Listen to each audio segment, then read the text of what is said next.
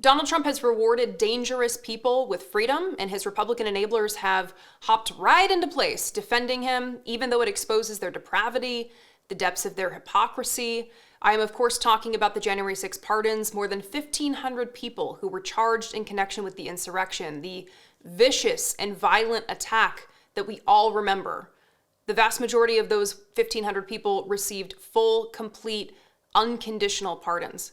This includes people who were convicted of violent attacks on the cops who were there that day, trying to protect the Capitol, trying to protect both Democrats and Republicans from the attack. And some of these insurrectionists are celebrating by proclaiming that they are headed out to buy guns. Look at this post from the guy we all know as the QAnon shaman, Jacob Chansley, quote, "Thank you, President Trump. Now I am gonna buy some mother effing guns." As you can see, the results of these pardons is that these people feel emboldened. They've been rewarded. These attempts to rewrite history need to be resisted. And we're gonna get to Republican House Speaker Mike Johnson being forced to grapple with his hypocrisy today and a brilliant speech from a Democrat. But before we do that, I need to play this clip of Republican Representative Lauren Boebert, who went so far as to appear outside the DC jail to speak with the families of January 6th insurrectionists to say that she would provide tours of the Capitol upon the release of the insurrectionists. I want to thank you. I have not. I'm welcome. I'm open to talking to Pam, but I think there's higher ups that she needs to talk to other than me. I want to thank you all for being out here with them. We have a few things to do at the Capitol. We have some votes to do tonight, and I'm hoping that these guys are out before I'm able to return. And if they're not, I'm coming back. I want to see them for their release. And you know, I'll be the first member of Congress to offer them a guided tour in the Capitol tonight.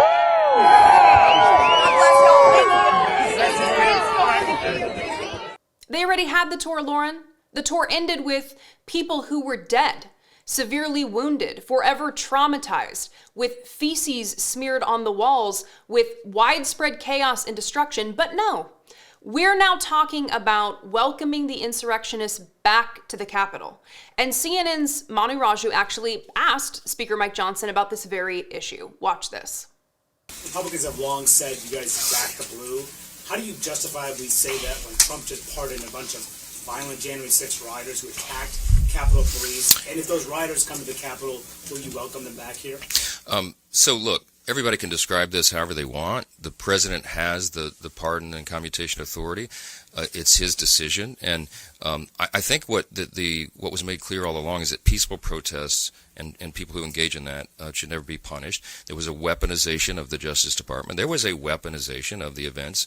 The following, the prosecutions that happened after January 6th. It was a terrible time and a terrible chapter in America's history. The president's made his decision. I don't second guess those. And yes, it's kind of my ethos, my worldview. We believe in redemption. We believe in second chances. If you would argue that those people didn't pay a heavy penalty, having been incarcerated and all of that's up to you. But the president's made a decision. We move forward.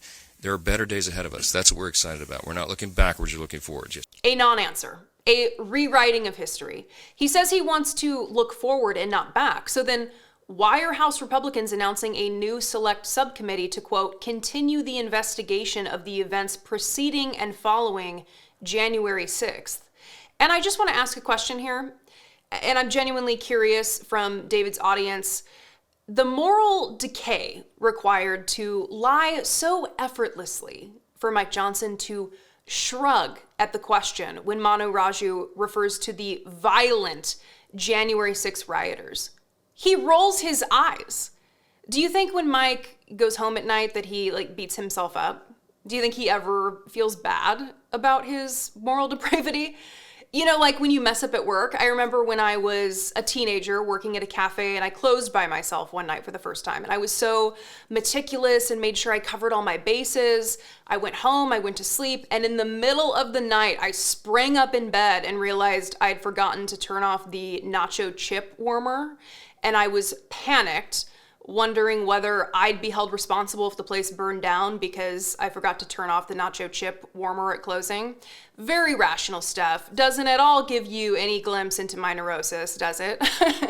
But do you think Mike ever has those moments? Just sheer panic at the realization that he is a failure. We cannot allow these people to rewrite history, and someone who understands this is Democratic Representative from Massachusetts, Jim McGovern, who spoke on the floor today and highlighted specific cases of violent people who were pardoned by Donald Trump. Here are some of the convicted felons that Trump set free on Monday. Stephen Cappuccio, convicted of 6 felonies, including assaulting a police officer, ripped off Metro police officer Daniel Hodges' gas mask, and at one point during the assault he said, and I quote, "How do you like me now, mother effer?" Pardoned by Donald Trump. David Dempsey, sentenced to 20 years. He stomped on police officers' heads, struck an officer in the head with a metal crutch, and attacked police with pepper spray and broken pieces of furniture. He also attacked a fellow rioter who was trying to disarm him, and he has a demonstrated history of political violence. Pardoned by Donald Trump. Enrique Tarrio, sentenced to 22 years. Former national leader of the Proud Boys, a domestic terrorist far-right militia. He was found guilty of seditious conspiracy, helped plan the January 6th attack, and made sure it was violent. Pardoned by Donald Trump. Guy Reffitt, sentenced to 7 years and 3 months. He brought a gun, zip ties, body armor, and a helmet to the Capitol, presumably to try to take hostages in an attempt to keep Trump in office after he lost. Pardoned by Donald Trump.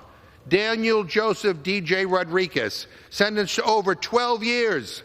He repeatedly tased Officer Mike Fanone, shocking him in the neck multiple times and causing him to lose consciousness and have a heart attack. He was pardoned by Donald Trump. That clip goes on for a while. There are more. But when questioned about the hypocrisy, Republicans who claim that they support the police while supporting pardons for people who viciously attack police, you see Republicans shrug. They roll their eyes. They invite insurrectionists for tours of the Capitol. All this does is make clear just how much of the Republican and conservative defenses of police abuses against people of color are about racism. Donald Trump, his entire cabinet, all of these Fox News hosts, they will defend a police officer for beating or killing a black man for any number of reasons that would not actually make it okay for a police officer to beat or kill someone. How many times have you heard, "He should have followed directions. He was high on drugs. He reached into his pocket"? Setting aside how often these are straight up lies to defend racism, look at how many excuses they have for these people who beat police officers. How willing they are to lie and rewrite history for these insurrectionists. This is far beyond not following directions. These people assaulted police officers. And what does Back the Blue say? They give it a pass. We cannot allow them to rewrite what we know to be true.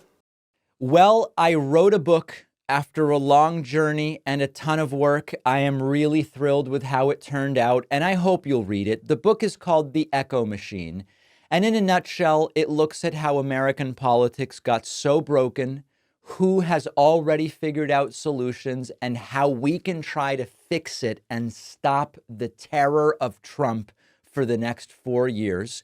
With Trump winning this election, the Echo Machine couldn't be more relevant, not only a warning about how we got here, but also about what might be coming and how to prevent the worst outcomes. We've got to stay engaged. We need a plan, and that's what the book is about. There's a belief out there that unless you have corporate media behind you, you can't have a successful political book launch, that it's not possible. I think we can prove that wrong.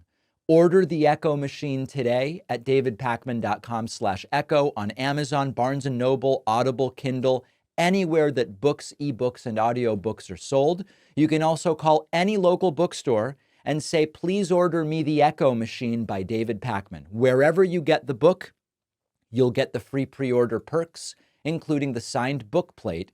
head to davidpakman.com/freebookstuff after ordering.